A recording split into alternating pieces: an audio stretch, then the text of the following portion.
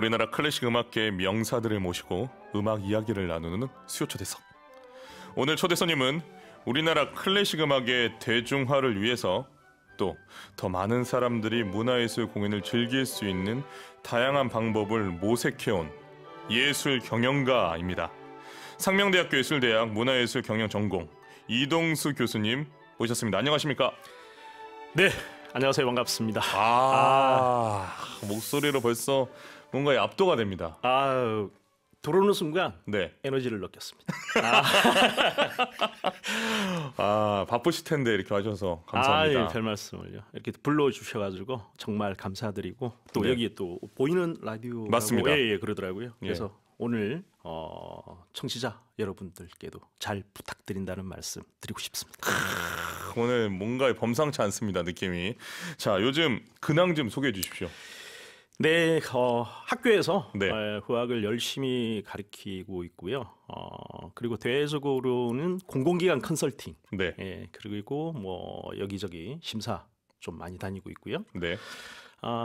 요새 2021년, 22년 들어서 지금 하두가 뭐 ESG 경영, 그다음에 NFT 관련해서 이슈가 되고 있는데 그거와 관련해 가지고 ESG 경영과 문화예술, 네.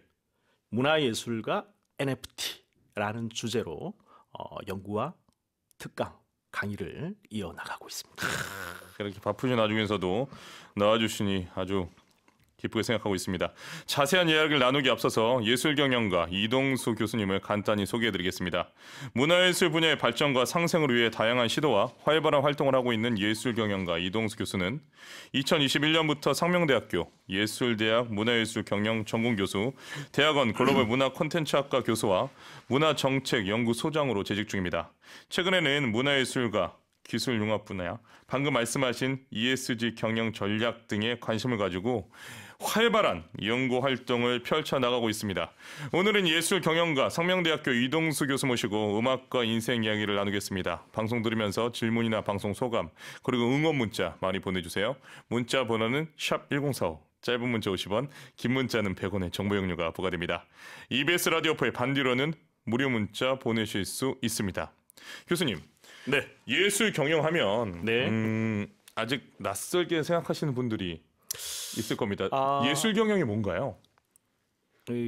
제가 처음에 예술 경영을 접했을 때는 네. 아마 90년대 중후반에 접했는데요. 네. 그때만 하더라도 예술 경영이라는 단어가 좀 생소했어요. 네. 생소했는데 지금은 많은 곳에서 쓰이고 있고 예술 전공 경영학과 교수라고 부르면 예술 경영에 대해서 이해하는 분들이 되게 많은 편입니다. 그렇습니까? 예. 인식이 더 영역이 확대가 됐군요. 그렇죠. 확대가 되고 네.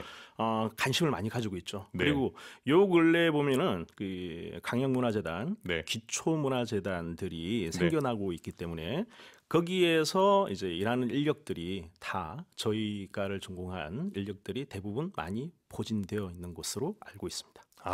잘 알겠습니다. 그 대학에서 전공이 성악을 전공하셨어요. 그 이야기가 왜 안 나오나 싶었습니다. 제가 그 이야기하면 네. 할 말이 없습니다. 무슨 말씀이십니까? 이렇게 목소리가 좋으신데. 아니 목소리만 좋고 노래는 제가 말을 안 하겠습니다. 알겠습니다. 넘어가도록 하겠습니다. 네. 그때 당시만 하더라도 그 예술 경영을 처음 하시겠다고 하셨을 때 주변에 뭐 교수님이나 네. 주변 분들께서 반대도 있지 않았나요? 반대는 없었고요. 네. 오히려 적극적으로 장려해 주셨어요. 예. 누군가는 이런 역할을 해야 된다. 네. 하는데 지금 우리 정경 선생님도 뭐 최고의 예술 경영가 아니신가요? 이 최고의 예술 경영가인데 저를 초대했다는 자체가 저는 무한한 영광으로 생각하고 저는 있습니다. 우리 선배님께 배우기 위해서 오늘 제가 모셨죠. 별 말씀을. 제가 후배님한테 많이 배우고 있습니다. 들으시는 분들이 쟤네들 뭐하냐 이러면서 자, 노래 한 곡 듣고 인터뷰 이어가겠습니다. 파가니니 바이올린 협주곡 2번 비단조 작품 번호 7 사막장 라 캠파넬라를 이브리 기틀리스의 바이올린과 스타니스와프 피처프스키가 지휘하는 바르샤바 필하모니 오케스트라 연주로 감상하시겠습니다. 파가니니 바이올린 협주곡 2번 비단조 작품 번호 7 3악장 라 campanel라를 이브리 기틀리스의 바이올린과 스타니스와프 비소프스키가 지휘하는 바르샤바 필하모니 오케스트라 연주로 들으셨습니다. 유영주님, 이동수 교수님과 정경님 두 분 대화를 들으니 역시 성악가분들이라 목소리가 멋집니다. 안녕하세요, 이동수 교수님 메시지 주셨습니다. 김태현님, 두 분의 호흡이 예사롭지 않습니다. 오늘 새로운 분야에 대한 음악 이야기 기대할게요 라고 보내주셨습니다. 이인홍님, 지난달 파가니니 뮤지컬을 보고 감동받은 후 이렇게 음악을 들으니 더욱 감동적입니다. 이동수 교수님, 따스한 햇살 받으며 잘 듣고 있어요 라고 보내주셨습니다. EBS FM 정경의 11시 클래식, 오늘은 예술 경영가 이동수 교수 함께하고 있습니다. 교수님, 오늘 첫 곡으로 선곡해 주신 파가니니의 라 campanella 혹시 인연이 있는 곡입니까? 제가 메시지를 하나 던지려고 일부러 제가 그 라 campanell라라는 곡을 네. 선정을 했고요. 네. 사실은 제가 바이올린을 너무 좋아합니다. 네. 아마 제가 어렸을 때 바이올린을 접했다고 그러면 지금 훌륭한 바이올린 연주자로 이 자리에 있지 않았을까 생각할 정도로 네. 너무 애정을 가지고 사랑하는 악기입니다. 네. 그리고 어느 정도냐면요, 제가 그 이태리를 갔었는데 네. 그 현악기 도시 크레모나라는 도시가 있어요. 네. 거기에 가면은 스트라디바리우스의 그 묘가 있는데 거기 참배를 하고 올 정도로 제가 바이올린을 너무 사랑합니다. 그래서 오늘 추천해 주셨군요. 추천했고 결정적인 이유는 네. 그 얼마 전에 그 블랙핑크 아세요? 그럼요. 예. 그 셧다운 노래 혹시 알고 계시나요? 예. 블루스는 없지만 알고는 있습니다. 네, 거기 안에에 이 라 campanell가 들어가 있습니다.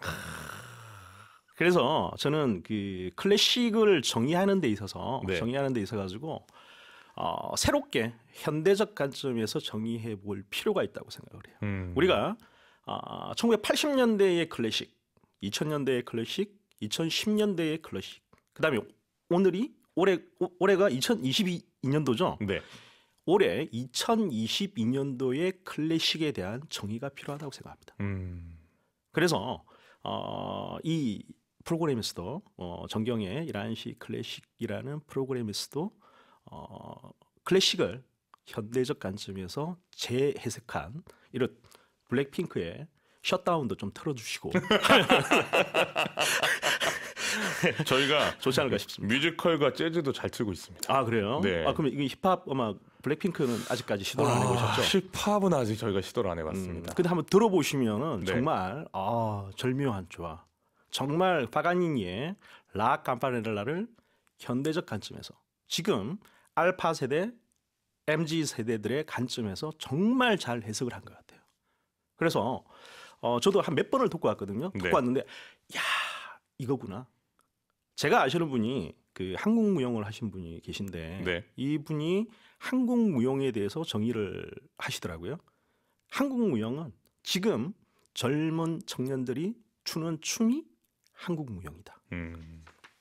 그래서 우리가 한국 무용에서 뭐 부채를 들고 소고를 치고 그다음에 한복을 입고 추는 게 아니라 지금 K 댄스, 그죠?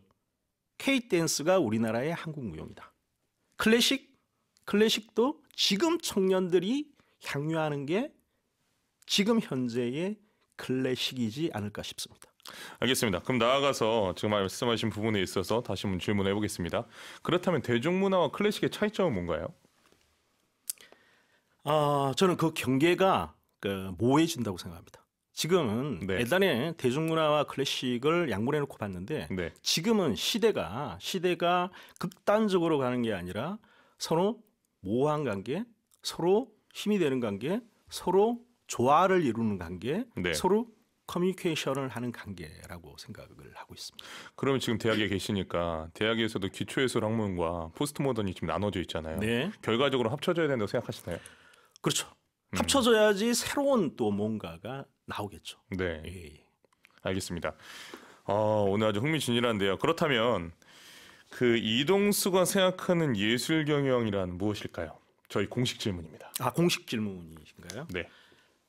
이동수가 생각하는 예술 경영은 사명이다. 사명이다. 이유가 뭐죠? 제가 처음에 예술 경영을 접할 때 네. 제가 마음 먹은 게 있었어요. 그게 뭐였냐면은 기존의 예술가들이 너무 이렇게 좀 예술만 알고 어떻게 비즈니스를 하고 어떻게 콘텐츠를 만들어서 어떻게 관객들에게 다가갈지에 대해서는 고민을 좀 안 하실 것 같더라고요. 안 하고 예술 작품, 나의 연주에 대해서만 몰입을 하시는데 누군가는 그걸 중간에 연결하는 커넥트가 되어야 되겠다 해서 제가 시작한 계기였고요. 네. 그래서 이제 이런 클래식을 하시는 분들이나 아니면은 연주자들을 어떻게 보면은 이어주는 역할, 그러니까 슈퍼 커넥트가 되기 위해서 열심히 뛰고 있습니다. 딜리버리를 위해서 하는 부분, 그 예술 경영은 본인에게 사명이다라는 말씀을 주셨습니다. 그 전에 예술 경영을 우리 교회에서 하시는 분들은 어떻게 보면 예술을 전공하지 않은 분들이 중간에서 그런 역할을 하셨잖아요. 네. 근데 지금은 예술 경영을 전공한 분들의 비중이 점차 늘어나고 있는 상황이지 않습니까? 네, 맞습니다. 그 부분에 대해서는 어떻게 생각하세요? 좋은 현상이죠. 어떤 부분이 좋죠? 아시다시피 네. 정경 선생님도 아시다시피 이 음악대학 학생들이 네. 다 음악하는 거 아니잖아요. 네. 예. 그 중에서 진짜 음악을 하는 분들은 연주자로 남는 분들은 한 10%가 안 되죠. 그럼요. 1%? 뭐 5% 이내라고 봐야죠. 예. 네. 그 5% 안에 또 들어가신 우리 또 정경 선생님이신데 대단하십니다. 대단하시고 연주자로서 예술 경영가로서 열심히 활동을 펼쳐 대단하십니다. 오늘 제가 주인공이 아니니까 제 얘기는 그만해 주시고 우리 알겠습니다. 말씀해 주십시오. 네네. 네. 질문이 뭐였냐면 예. 그 전에는 예술을 전공하지 않은 분들이 예술 경영 하셨는데 네네. 이제 학부에서도 가르치시고 석사 박사도 양성하시잖아요. 네네. 그래서 전문 예술 경영인들이 배출되고 있는데 어떤 부분이 더 양적 질적으로 성장하고 있는지 그 부분에서 말씀해 주시면 좋을 것 같습니다. 맞습니다. 그 예술 경영이라는 게 네. 우리가 그 예술도 알아야 되겠지만 네. 그다음에 이 비즈니스 마인드나 커뮤니케이션 능력이 있어야 됩니다. 네. 근데 그거보다도 중요한 게 뭐냐면 예술에 대한 이해도가 있어야 되는 거죠. 그러니까 예술을 알고 예술가를 또 알아야 됩니다. 네. 예, 그 예술가를 이해하는 게 정말 힘든 일이거든요. 힘든 일인데 그 예술가를 알려면 예술가를 자주 만나야 되겠죠. 자주 많은 대화도 해야 되고. 네. 그래서 이제 우리과 전공 같은 경우는 사실은 예술을 전공한 학생들이 아니에요. 아님에도 불구하고 제가 대학을 다니면서 무대에 서는 경험, 예술을 접하는 경험, 예술과 친해지는 경험 이런 경험들 많이 하라고 이야기를 하고 있습니다. 네. 예, 그래야지만 지금 필요로 하는 지금 이 시대가 필요로 하는 예술 경영 인력들이 나오지 않을까 싶습니다. 알겠습니다. 지금 워낙 좋은 말씀 많이 해주셔서 저는 지금도 공부가 되는데요. 그 앞으로 대한민국의 클래식 네. 이 분야와 특히 공인예술 분야가 되겠죠. 어떤 방향으로 발전을 해야겠다라는 말씀도 해주시면 좋을 것 같습니다. 제가 그 앞에 서두에서 이야기를 했는데요. 네. 이제 기술을 알아야 됩니다. 사실은 우리가 클래식도 발전을 어떻게 했냐면 처음에 이제 오케스트라 그죠? 오케스트라 실내악에서 발전을 하고 그다음에 에디슨이 축음기를 만들었죠. 그죠? 네. 그 축음기를 통해 가지고 대중화가 됐습니다. 그리고 그 이후에 LP, CD 여러 라디오가 나와서 지금 라디오 프로그램이지만 대중화가 되고 또 이렇게 보면은 또 보이는 라디오잖아요. 미디어. 영상 미디어까지. 네. 그다음에 뭐 SNS까지 그 기술하고는 뗄래야 뗄 수가 없어요. 그래 앞으로의 클래식 시장이 확장되고 더 성장하려고 그러면 기술을 엔지니어가 되라는 소리가 아니라 기술에 돌아가는 그 프로세스 정도는 알고 있어야지 아마 이 클래식 시장이 더 앞으로 발전하지 않을까 싶습니다. 미디어와의 연계에 대한 말씀을 해주신 거죠. 그렇죠. 그런 미디어를 대중문화는 정말 잘 활용했죠. 촬영하고 있죠. 네. 예.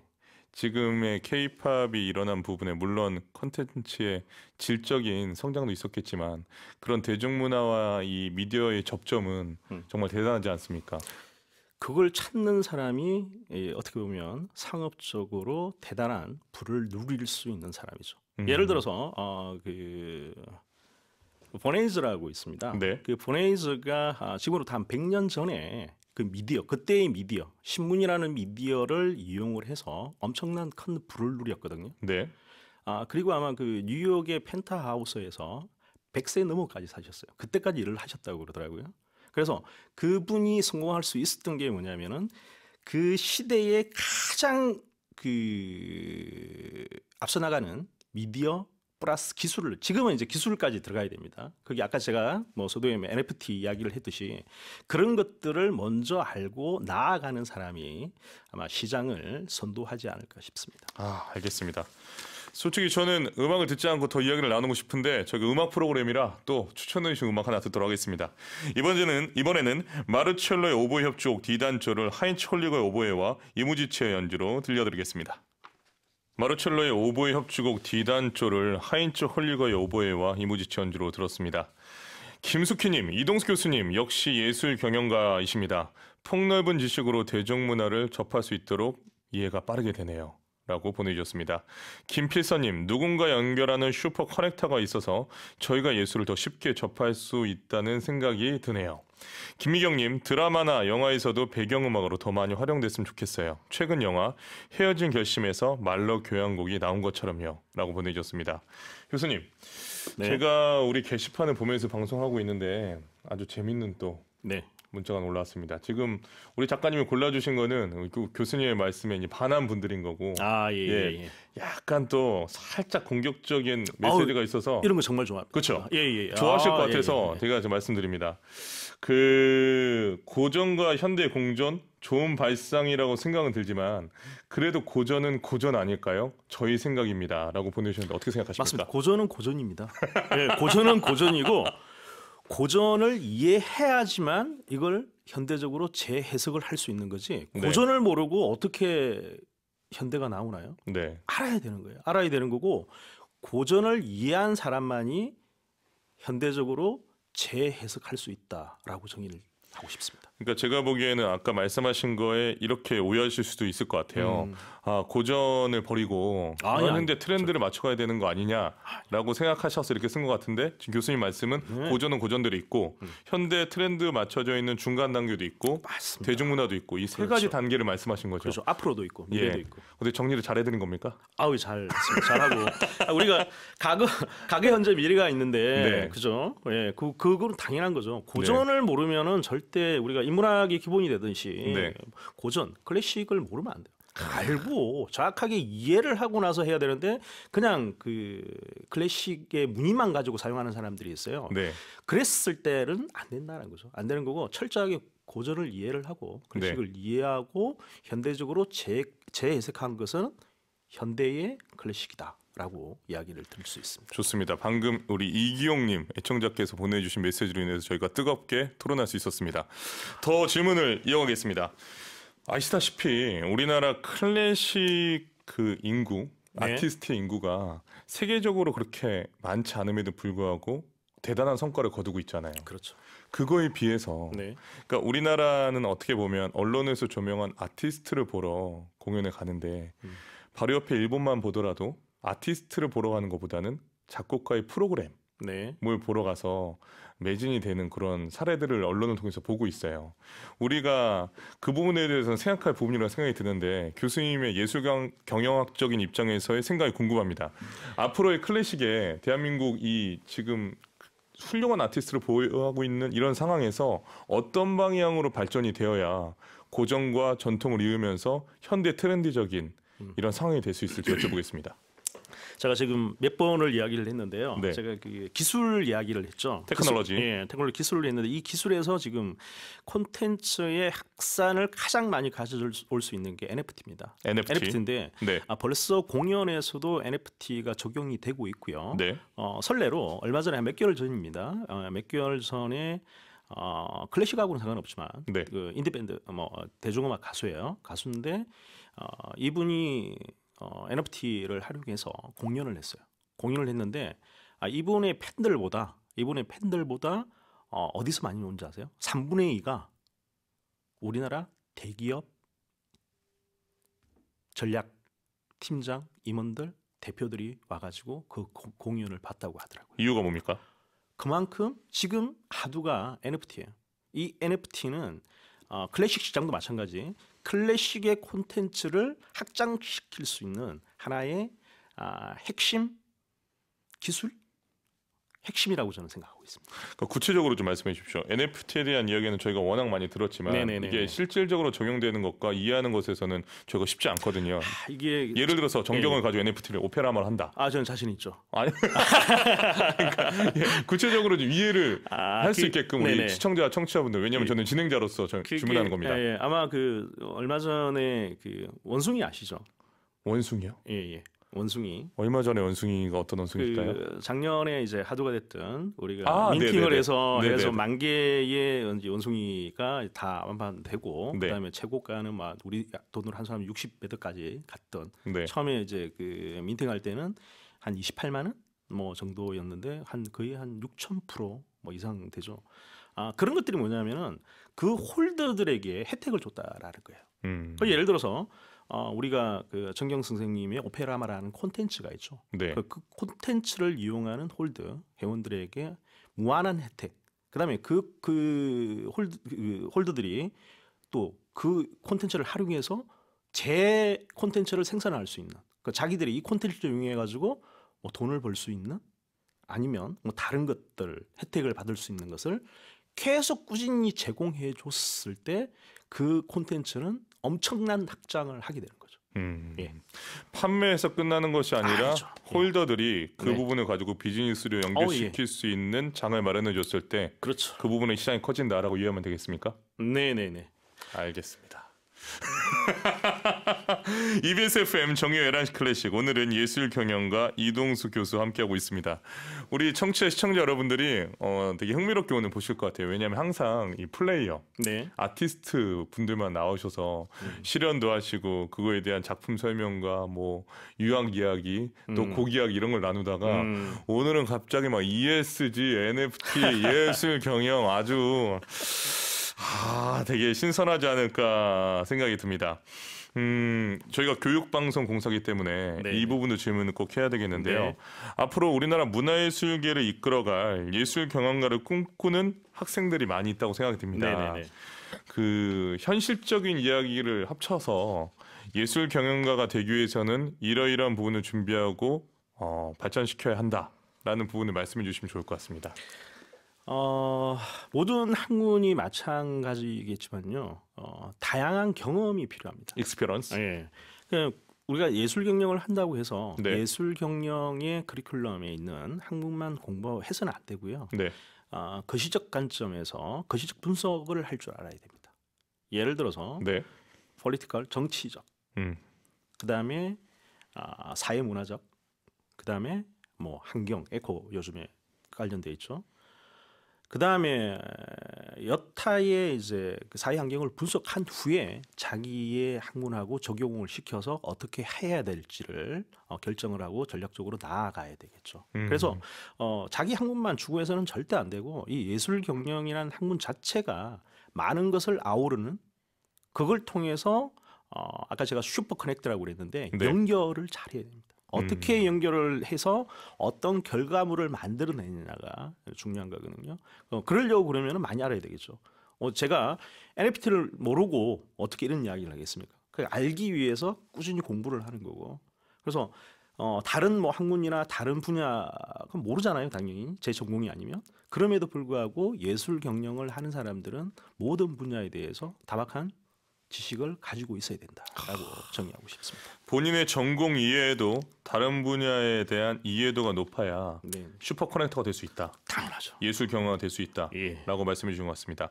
하나만 더 재미있는 질문 해볼게요. 대중문화를 이끌어가고 있는 4개의 우리나라 대기업이 있지 않습니까? 네네네. SM, YG, 네네. JYP, 네. 빅히트까지. 이렇게 보면은 빅히트가 하이브로 바뀌었습니다. 그렇습니까? 예, 예. 제가 모르고 있었던 사실을 또 방금 포인트 좋은데요. 자, 그런 컨텐츠 회사들을 봤을 때 대중문화 컨텐츠 회사들을 봤을 때 거기에 수장들이 대부분 다 플레이어 출신이고 실제로 플레이를 아직도 하고 있잖아요. 네. JYP 같은 경우에는. 네네네. 근데 지금 우리 클래식 같은 경우에는 엔터테인먼트 회사가 대부분 기획사로서 네. 이 공연장에 올릴 수 있게 연결해주고 어떻게 보면 행정적인 업무, 예술 경영적인 업무에서 마치지 않습니까? 네. 이 현상에 대해서 비교했을 때는 어떻게 생각하세요? 우리 클래식도 그런 방향으로 나가야 된다고 생각하십니까? 아니면 우리는 우리의 길을 가야 된다고 생각하시나요? 우리의 길을 가는 사람들 우리의 길을 가야 되고요. 네. 예. 분명 아까 고전 이야기 하셨는데 고전을 하는 사람이 있어야지 고전의 명맥이 유지가 되는 거지. 네. 그게 사라져 버릴 수도 있거든요. 네. 그래서 고전을 하는 사람들은 정통 클래식을 하는 사람은 전통 클래식을 해야 되고 네. 다만 여기에 아까 제가 슈퍼 커넥터라고 했는데 연결자, 기획하는 사람들이 어떻게 기획을 하냐에 따라 가지고 그런 시장도 판도도 바뀐다고 생각합니다. 그래서 가장 필요한 게 저는 이 클래식 분야에 있어서 그런 기획자들, 그런 연결자들이 많이 나와서 뭔가를 변화를 모색을 하고 시도를 해야 됩니다. 이 세상에는 두 가지의 사람이 있습니다. 실행하는 자와 방관하는 자. 실행하는 자와 방관하는 자. 뭐 지켜보고 있는 자. 음. 근데 대부분 성공한 사람들은 실행하는 사람들. 실천자의 확률이 높다. 훨씬 높죠. 예를 들어서 뭐 잡스나 뭐 앨런 머스크 같은 경우도 그 당시에 부정적인 기사가 거의 95%였어요. 그러나 실천했겠네. 실천에 함부로 해가지고 성공한 것이기 때문에 우리나라 클래식 시장도 우리나라뿐만 아니라 세계 클래식 시장도 지금 변해야 될 때가 온 것 같습니다. 네. 그럼 제가 방금 말씀드린 그 대중문화는 플레이어가 함께 경영하는 그런 부분과 지금 클래식은 그런 부분에 있어서 솔직히 뒤처지는 건 사실이잖아요. 네네. 플레이어들은 플레이만 하고 경영만 하고 이렇게 나눠져 있는데. 성경 교수님 하고 계신데 왜 자꾸? 그러니까 저의 생각은 물론 해야 된다고 생각하는데 이제 저희 선배님이시니까 예술경 선배님께 여쭤보고 싶은 상황입니다. 고전에도 있었어요. 네. 고전에 우리가 여기 클래식 프로니까 바그너, 베르디도 훌륭한 기획자였습니다. 베르디는 정치까지 했죠. 예. 국회의원까지 했죠. 예. 생각이 혹시 이렇게 공격하시는 겁니까? 네. 자, 우리 메시지 좀 더 보겠습니다. 강부진님, 녹화된 방송과 메타 공연 차이가 뭐죠? 실시간 소통 이렇게 물어보셨습니다. 대답 좀 해주십시오. 녹화된 방송과 아까 그 메타버스와 NFT 말씀해서 이렇게 여쭤보신 것 같은데. 제가 메타 공연은 이야기한 적이 없는데, 네네. 메타 공연 좀 말씀을 해주셨는데, 말 그대로 저는 녹화된 방송은 녹화된 방송이고, 네네. 메타버스는 메타버스 랜드 내에서 이루어지는 뭐 공연이라고 생각을 하는데, 메타버스로 공연하게 되면 그것도 라이브가 되지 않나요? 라이브도 되고 메타버스 공연도 녹화도 되죠. 네네. 예. 그래서 이 녹화된 방송은 어떻게 보면은 지금 말씀하시는 거는 공연 자체를 녹화해서 그냥 송출하는 거고 메타버스는 거기 안에서 재가공하지 않나요? 뭐 아바타라든가. 재가공해도 자기만의 뭔가를 만들 수가 있는 거죠. 예. 대답이 됐는지 모르겠습니다, 강무진님. 그리고 한 가지 더 이야기하자면 말씀하십시오. 그 메타버스에서 가장 이제 그 확장을 콘텐츠가 중요한 콘텐츠가 아까 제가 이야기했던 NFT가 가장 중요한 앞으로의 콘텐츠가 될 겁니다. 예. 그래서 제가 계속 뭐 한 10번 이상을 NFT 이야기를 했던데. 알겠습니다. 1090님, 이동수 교수님 말씀에 동감합니다. 역사를 모르면 말장난뿐이겠죠? 라고 보내주셨습니다. 저희가 1시간 동안 워낙 뜨겁게 인터뷰를 나눠서 벌써 마칠 시간이 다 됐으면 믿겨지십니까? 진짜 그렇네요. 자, 오늘 마지막 질문입니다. 예술 경영의 발전을 위해 애쓰고 있는 예술 경영가 이동수의 꿈은 무엇입니까?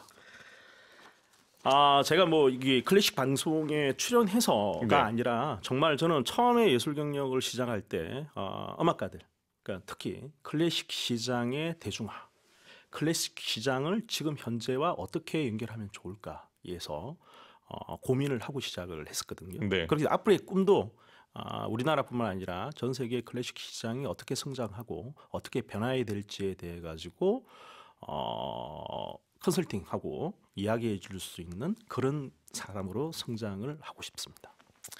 이동수의 꿈은 클래식과 세상을 잇는 슈퍼 커넥터다라고 이해도 되겠습니까? 예. 정확하게 정리해 주시네요. 대단하십니다. 역시. 오늘도 이렇게 좋은 대화를 나눌 수 있어서 또 여러분들께 여러분들에게 예술 경영을 소개할 수 있어서 저 개인적으로도 굉장히 뿌듯합니다. 내일 오페라디오는 베르디 오페라 돈 까를로 첫 번째 시간입니다. 내일도 좋은 음악과 스토리를 준비해서 오겠습니다. 오늘 끝곡도 이동수 교수님의 추천곡으로 준비했습니다. 쇼팽 발라드 4번 F단조 작품 번호 51을 조성진의 피아노 연주로 들려드리면서 EBS FM 정규 11시 클래식 오늘 문을 닫겠습니다. 교수님 오늘 출연해 주셔서 고맙습니다. 감사합니다. 앞으로도 응원하겠습니다. 감사합니다. 감사합니다. 화이팅입니다. 네, 예. 우리 내일 다시 만나요. 안녕.